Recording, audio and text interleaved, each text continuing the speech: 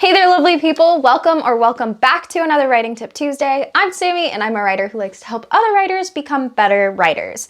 This week, I am now going to be one of those writers that I am helping to become a better writer. Let's backtrack. A year ago, I made a video talking about how to set up a writing routine, and I promptly then did not follow my own advice because life was a little bit harder to manage, and it just kept getting more and more complicated as time went on. So this year, I am taking a more kinder approach to my goals and how the outside world and life may affect them. You can find out more about that in my goal setting video if you haven't seen it yet. So I'm actually going to try and do a writing routine as a very minimal part of my day that I want to become a required part of my day. So today I am going to be taking my own advice from that video that I posted last year. I would say the first step is to identify the time of day that is best for you creatively. So first thing in the morning is the best time for me to write after I have breakfast. Morning is still the best time of day for me. I am the most productive. I don't have to worry about imposing on other people in my life most of the time in the morning. And I start work later than I would if I chose my hours, which is good because I can then use the time that I would have chosen for myself. The only problem is that if I have the urge to continue writing, I lose the opportunity to just keep going until I want to stop because I have things that have to happen after my writing routine. But I do have a solution for that. That's gonna come up in a little bit. What kind of outside of your control factors of your life are going to impact that time of day? Life requirements that I have to work around for my schedule.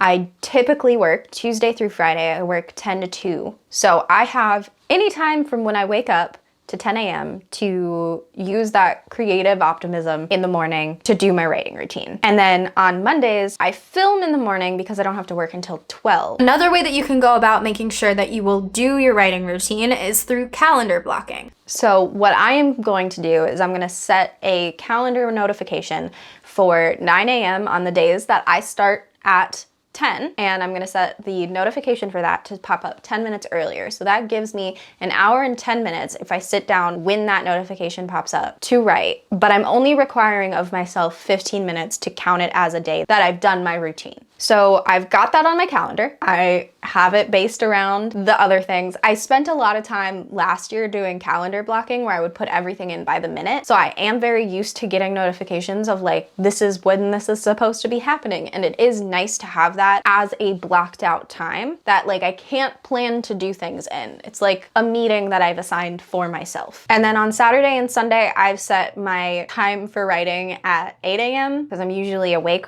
earlier on the weekends than I would like to be, but that can really just fluctuate. And if it comes down to it, on a weekend that I want to do something different in the morning or I have something else going on in the morning, I can just move the calendar event on my Google Calendar because it doesn't affect anything, it's a weekend. So my method for keeping up momentum when I want to keep going but I have to stop because I have something else required of me is that in the last 10 minutes of that hour, so let's say I started writing at 9, at 9:50, I'm going to spend the time bullet pointing out where my momentum is leading me so that the next day when I hop in, I have that to jump off of. So some kind of prep for my next session, either be that plot and character advancements, things that I want them to do coming up, very short phrases. I don't want it to be like I'm writing certain scenes because then that'll take away from the juice that I'm trying to give myself in the future. Setting an intention for my next writing session. Like my next writing session, I want to go back and I want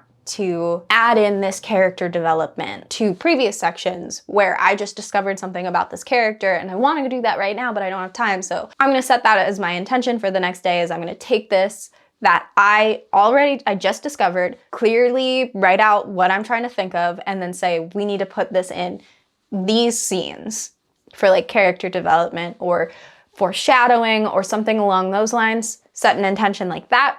Set an intention like this scene needs to be way more intense. We need to be on the edge of our seats. Give an emotional motivator for where the next scene is going based on what I'm feeling in that moment that I'm writing to my future self. And then maybe even also just detailing out bullet points of like, I think this is gonna happen, I think this is gonna happen, I think this will lead to this, we'll need to get a reaction out of this character, this, that, this. And just as quickly as I can, no spell check, none of the like detailed stuff, just bullet point out what I am thinking about the next session, about what I would keep doing if I had 3 more hours to write right now. Bullet point until my time is up and I have to switch gears to working. I have also created a reference in 2 separate places to keep track of my momentum. The first place is going to be my long-term reference point, where all of my writing routine for the whole year will be housed. And that is a Google Sheet on my phone that I have designed to look like a bullet journal spread. And that Google Sheet that is a bullet journal spread, I have a shortcut to on my homepage so that I can just click on it and then it'll take me right where I want to be so I can see how I'm doing.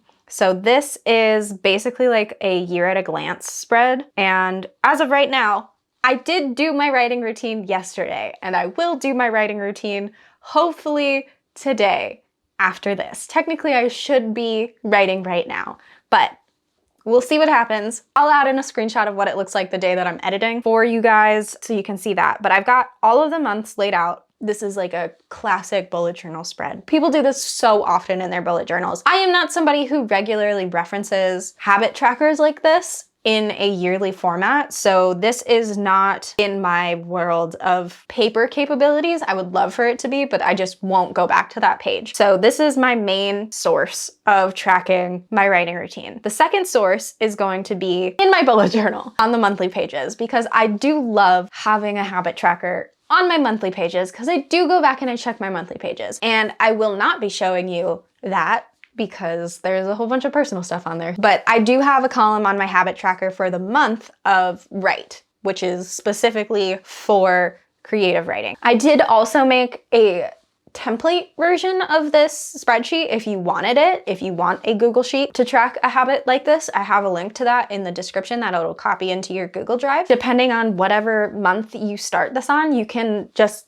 delete the columns of, if you're starting in June, you can delete the columns from January to May. Start it when you start it. Like you can see on mine, I blacked out the first couple of weeks of January because I didn't have any opportunity to do that. I don't want to fill them in as missed days, which by the time I edit this, if I haven't missed any days of my habit, I will be adding as a red block instead of a green block. I don't want to put them all in as I didn't do my writing routine these days because my writing routine wasn't established. And that's fine. Just leave it out. Who cares? Who cares? It's not a factor. So you can make that, you can manipulate that in whatever way that you want. The template is in the description.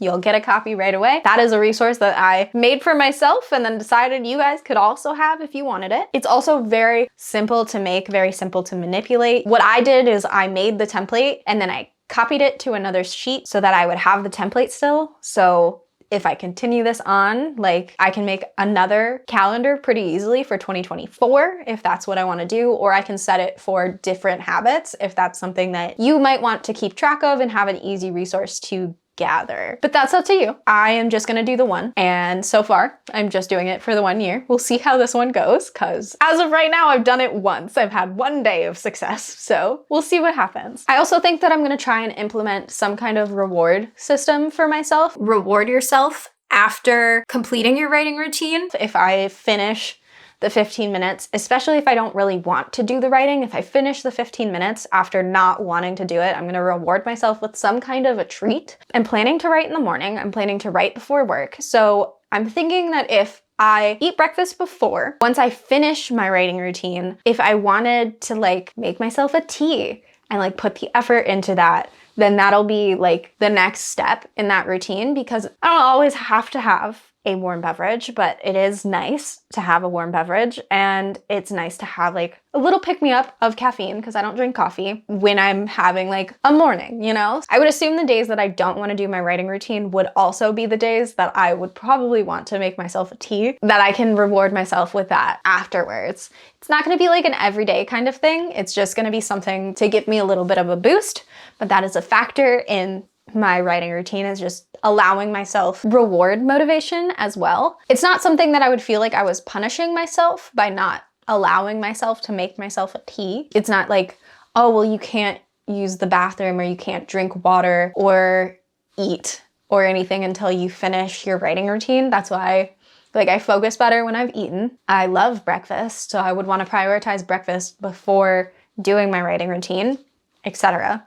And then that would motivate me more to do my writing routine. It's not like I'm punishing myself by not allowing myself to have a beverage, you know? So there's that step between a reward and a punishment. I'm keeping for myself on the side of reward, and I just want to point that out in case your perspective is different from my perspective, as my knowledge of myself and my perception of a cup of tea could be drastically different than your perception of myself and not getting a cup of tea. So I'm not punishing myself for not doing my writing routine. I am rewarding myself for doing it with something that I can live without comfortably. That's all I've got today for my writing routine. What does your writing routine look like this year? Do you have one? Do you want to set one up? If you want to set one up and watch the full video from last year about how to set up a writing routine, I do think it was very helpful. I just think I should have taken my own advice earlier. Let me know in the comments what your writing routine looks like. Maybe we can be accountability buddies. That is all that I've got for you today. If you enjoyed this video, please leave a like. It'll really help me out and show YouTube that maybe other people will also enjoy this video or find some use out of it. If you don't want to miss any of my uploads, I am here every Tuesday and Saturday for Writing Tip Tuesdays and Story Study Saturdays. You should hit that subscribe button and the notification bell next to it. I will be back on Saturday with a story study on an independently published book and an award-winning book, so that should be great. I will see you guys on Saturday.